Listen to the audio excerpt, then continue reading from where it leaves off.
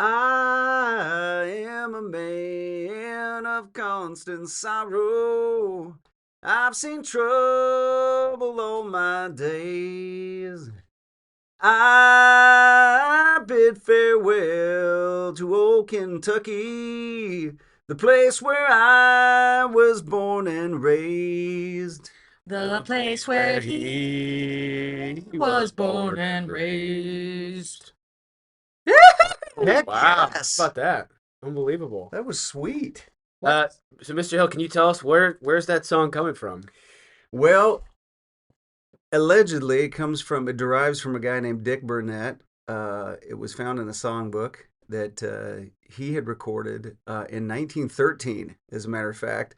But when he was asked about it, he said, "Oh, I might have borrowed that ballad from somebody, or I don't know, it might have been one of my songs." So it was kind of mysterious where that actually comes from, but it has made its way through the 20th century.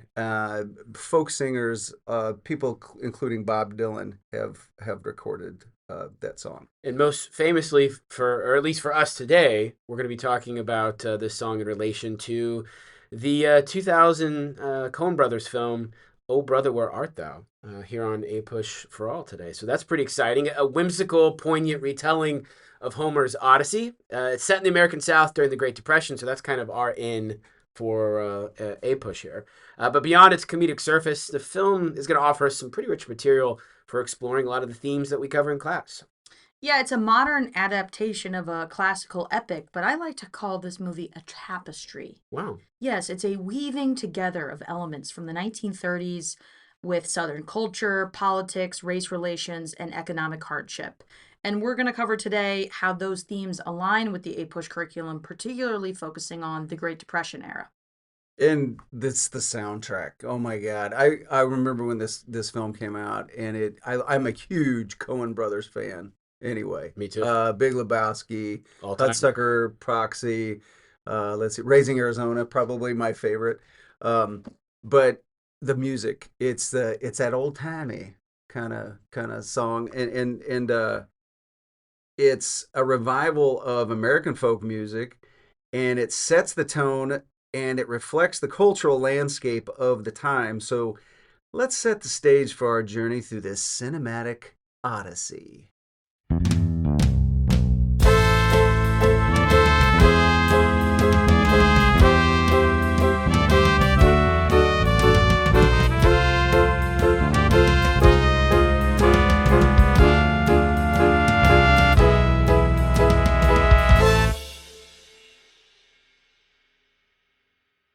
So again, the film that we're talking about today, "Oh Brother, Where Art Thou?" It's set in 1937 in Mississippi, a time when the United States was really grappling with the Great Depression. It's about as bad as it ever got. 1937, you had really high unemployment. Americans were facing pretty severe economic challenges.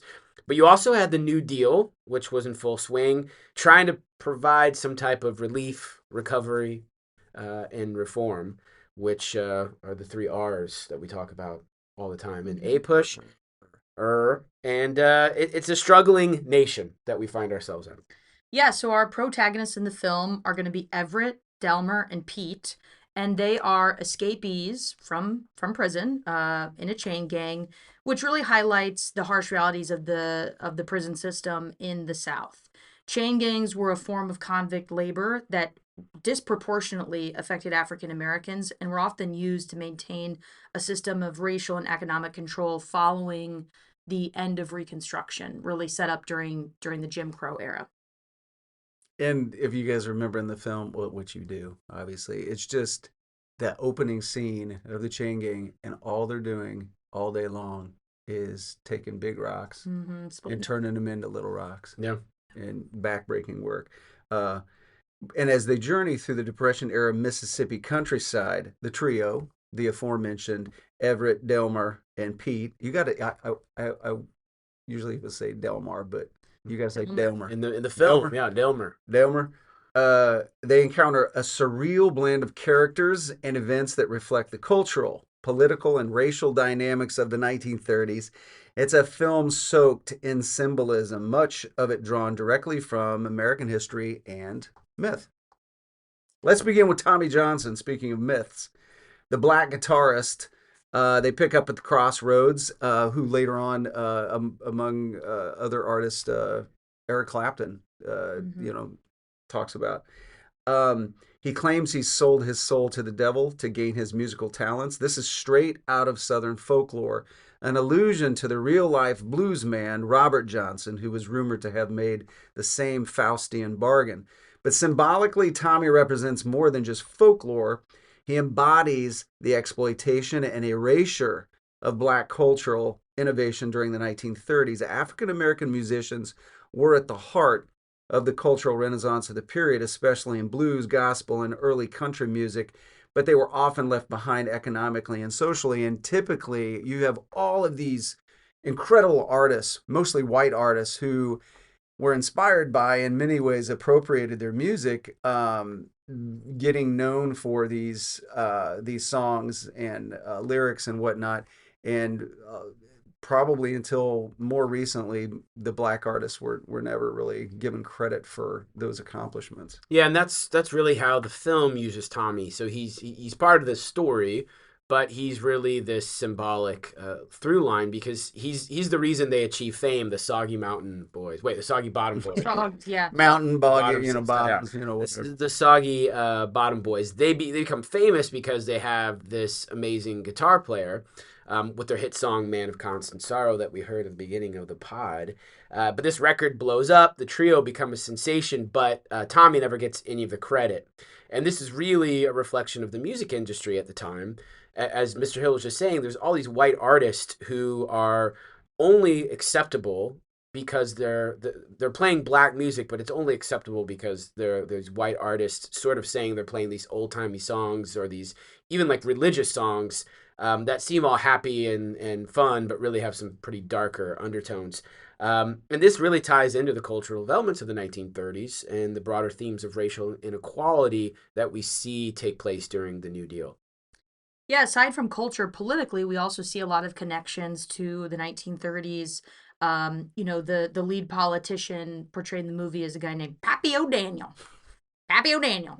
And he is the slick talking gubernatorial candidate and also flour magnate. They talk a lot about his biscuits. And he's loosely based on real politicians like Huey Long of Louisiana and also W. Lee Pappy O'Daniel of Texas. Both of these guys were populists, lowercase p, who used radio, music, and plain spoken charm to really build their political brands. There's one scene where the Soggy Bottom Boys have just laid down their first track at this recording studio, and Pappy's walking in to film to record his, radio show about trying to win the gubernatorial election, and he yells something like, "That's mass media, boys."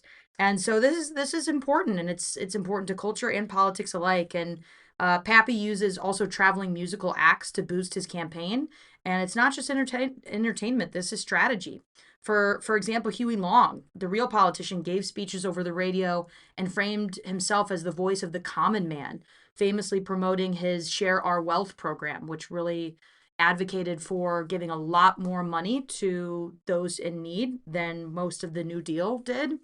And in the film, Pappy's opponent is a guy named Homer Stokes, and he campaigns on a reform platform, but he's revealed to be a Klan leader, which underscores how political reform language in the South often masked deeper white supremacist ideologies. And my favorite line from Homer Stokes in the movie is you is or is you ain't my constituents."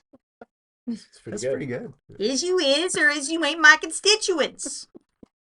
And the movie, I think sometimes students, when they first watch it, maybe they don't always pick up on how intentionally satirical it's trying to be. Like it's trying to critique some of these myths about the South and Americana.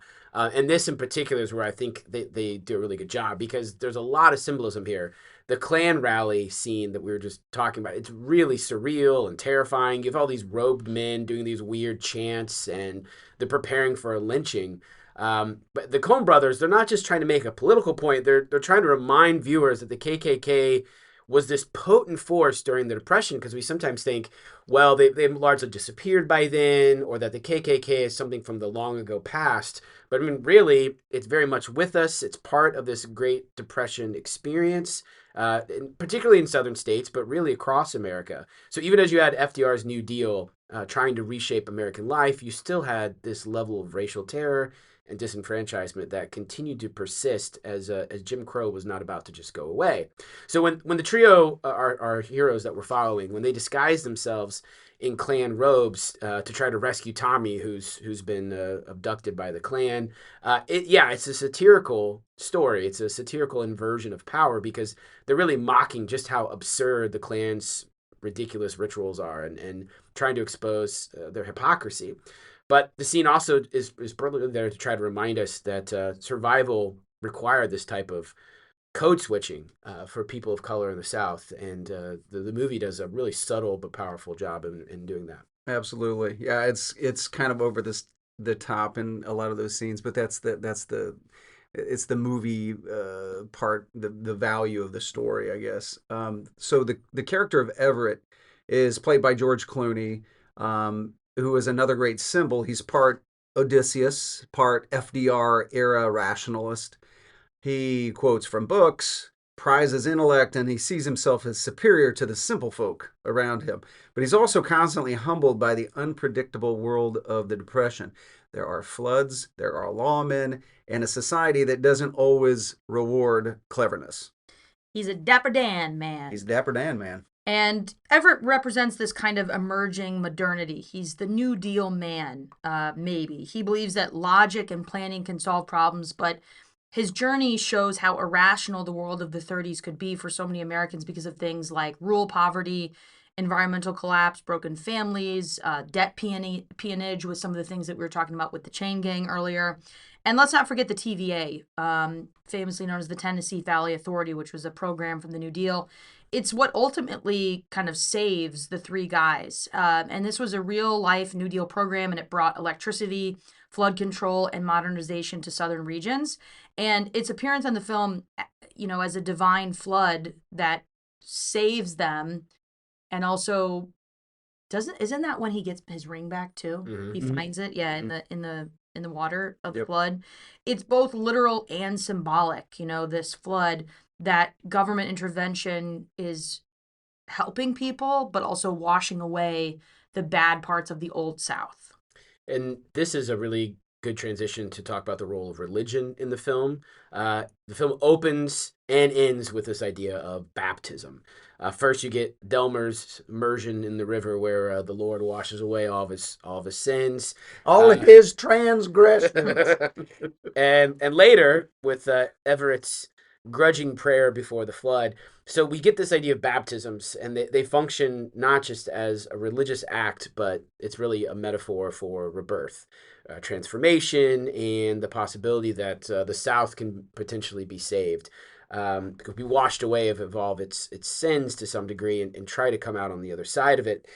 And this is really about America in general, because this is a decade where the social fabric was really unraveling. So religion remains this deeply rooted source of meaning, especially in rural America, where things were truly coming apart at the seams.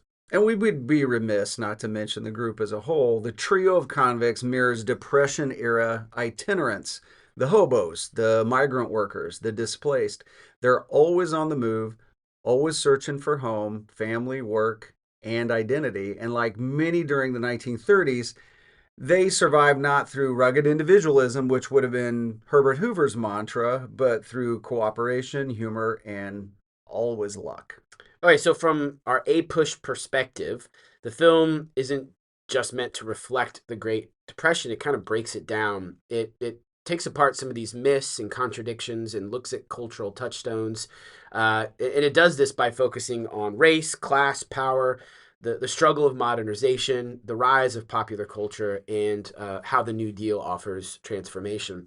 So most viewers might not pick up on all this nuance, but our A-pushers, hopefully, will recognize some of these themes in the larger historical context.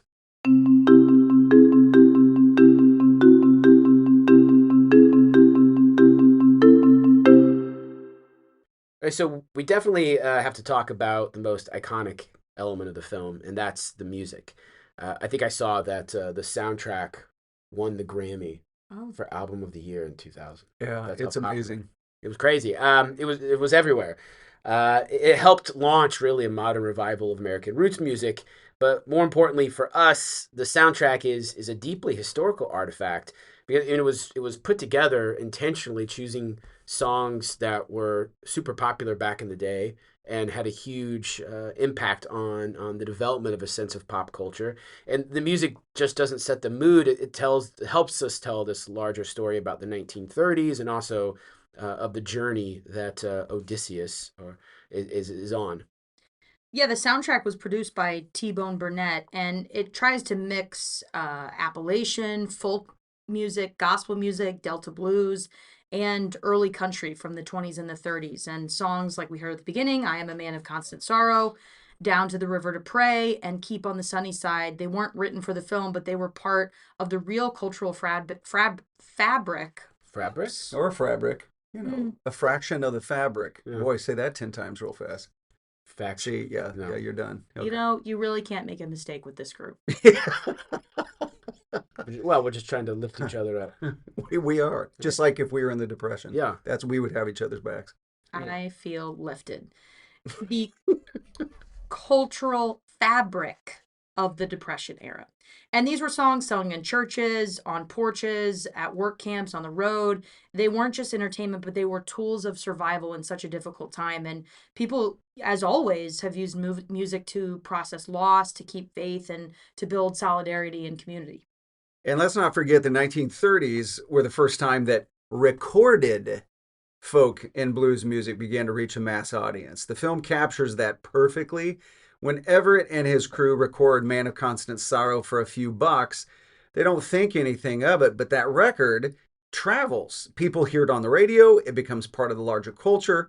That's what was happening to the Great Depression. Regional sounds were becoming national. Technology, radio, records, was creating a new shared American identity. I saw an analysis of the movie that talked about how in the Homeric age, it was all about singing bards that told the story of Odysseus. And so in O Brother, Where Art Thou, it's the radio stations are the bards that tell the story. And the role of radio is similar to these singing poets. But when you look at the songs, it's also really the lyrics are crucial. So with Man of Constant Sorrow, super catchy, but it's really a lament. It's a declaration of displacement. The speaker has been, quote, in trouble all his days. And that could describe millions of people in the 1930s. You had the Okies fleeing the Dust Bowl, sharecroppers losing their land and being displaced. You had African Americans taking part in the Great Migration. Everyone seemed to be searching for something to escape the troubles of their days. So it's just like the film's characters. The music is always traveling, it's evolving. There's a lot of improvisational things happening here where you mix old and new forms, new styles of music. And that's the Great Depression in a nutshell, this idea of hardship bringing out innovation and creating something new. And there's gendered and racial dimension here too. So while the film centers on the white male musicians, this group of three, the reality is that the black women and men were central to the development of blues and gospel, and artists like Bessie Smith, Lead Belly, and the Carter family. Lead Belly. Oh, It's Lead Belly. It's all right.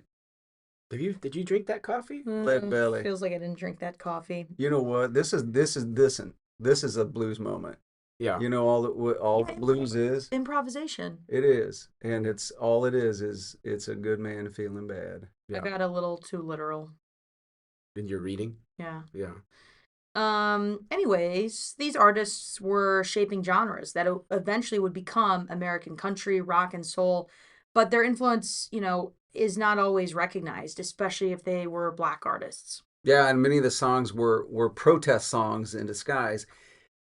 Something as light as and this is a song I used to sing to my kids, Keep on the Sunny Side.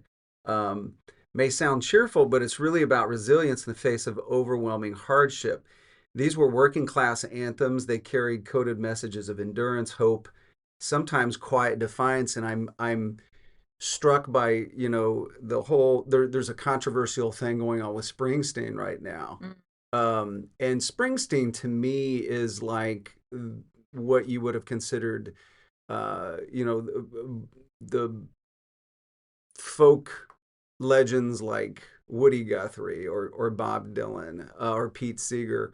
And I don't, you guys don't remember because you were small children or you weren't born yet, but um, when Ronald Reagan in the 1980s appropriated Born in the USA as his campaign song, or he started playing that at campaign venues, Springsteen was like, did you not listen to the lyrics? It's called, it's Born in the USA, but this is a protest song. Yeah. And so it's like, if you don't listen to the lyrics, it's like you don't get it. It's really, you can see the continuity that goes all the way back to slave songs that could only be sung in a cheerful way. Yes. So the white masters wouldn't pick up on what the song's true meaning is Exactly. really about. And this continues, as Mr. Hill was just saying, all the way up into the present day. For me, when they play Big Rock Candy Mountain at the beginning of the movie is pretty important because my papa, he lived to be 100, so he very much was in the middle of the Great Depression, and that was his favorite song. And so still to up until the end of his life, he would sing that you always get new socks and little trails of alcohol come trickling down the rocks. Like he loved those lyrics. So that's how impactful that song was. A song that he heard when he was probably about 14 or 15 years old, he remembered for the rest of his life. Yeah. So these songs matter. They're important. They're really a part of American history. So for APUSH students, the big takeaway is the music wasn't just a byproduct of the Depression. It was more of a response. It was about resilience. It gave people a voice who were otherwise really invisible during the political and economic woes of the day. So in Oh Brother, Where Art Thou, music becomes this bridge between myth and memory, between historical fact and emotional truth.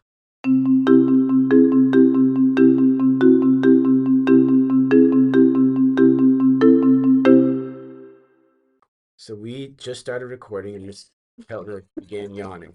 I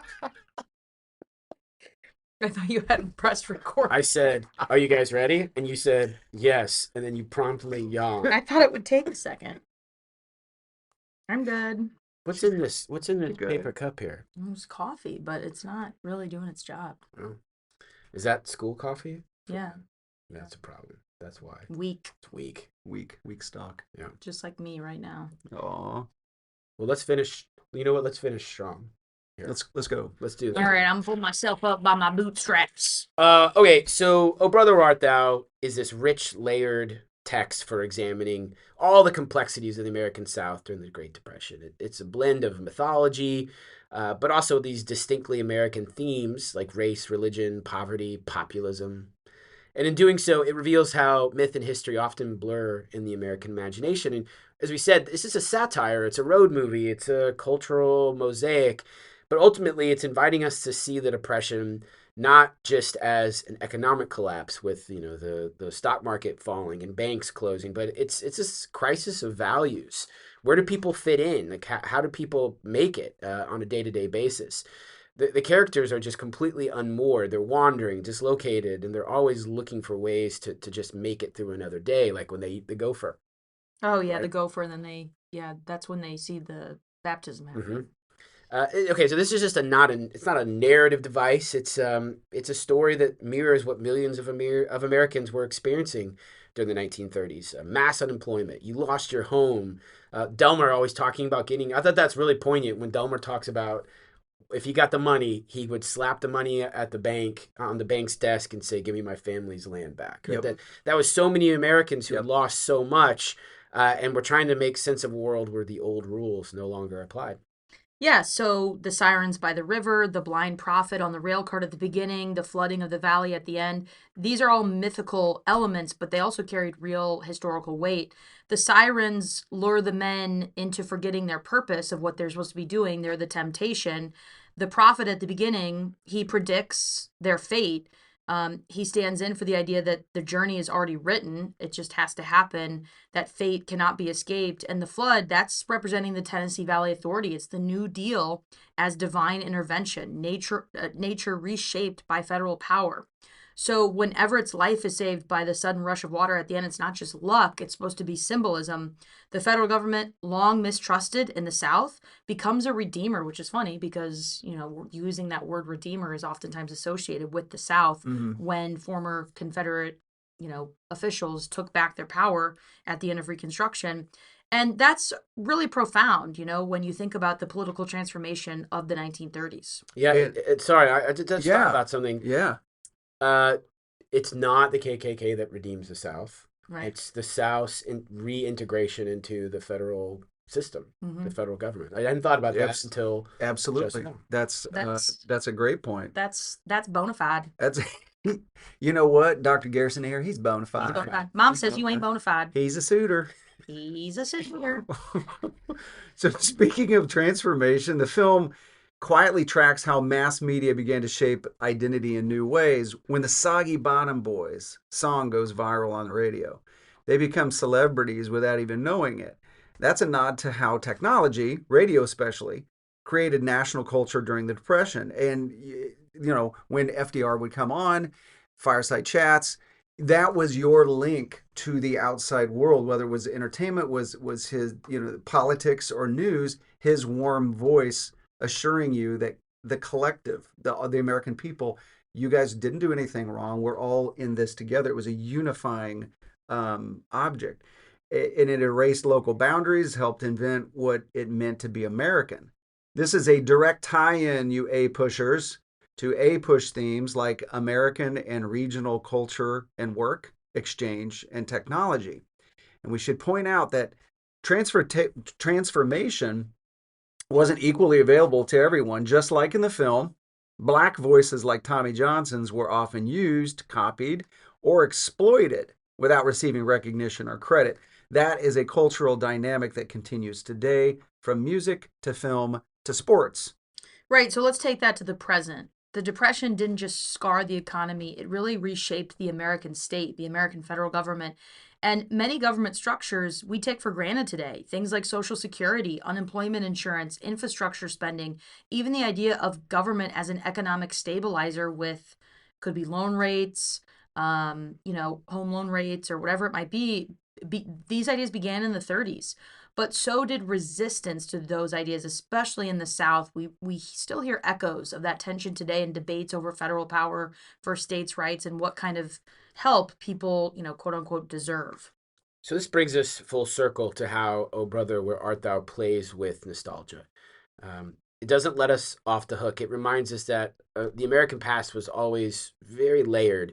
It was filled with injustice coupled with resilience. There's these long-standing myths that run up against a reality, a hard reality. And it's characters that survive not through individual strength alone, but through collective effort and ultimately some potentially divine source of grace. And from an APUSH perspective, that is the key. The Great Depression wasn't just a downturn. It was a test of the nation's institutions, its values, and its people. The film gives us a stylized but surprisingly insightful way to explore that test. It invites students to ask, what kind of society do we want when the old world falls apart? So, big question. Out of this group, who's Everett, who's Delmer, and who's Pete? Well, the hair. Yeah. And the voice. And the voice. I am a Dapper Dan man. Yeah, Dapper Dan. I don't go for that fop kind of pomade. No. Yeah. So I don't know. I can see myself as a Pete. I could do Pete. Yeah, because deeply loyal to my kin. I liked how Pete, yeah. stood up even after his cousin had betrayed him. He still didn't allow back talking or bad talking about his kinfolk. Right. And you're always talking about your kin, pawpaws, in every episode. Yeah, well, as he should be. As he should be. And I guess that leaves me as Delmer.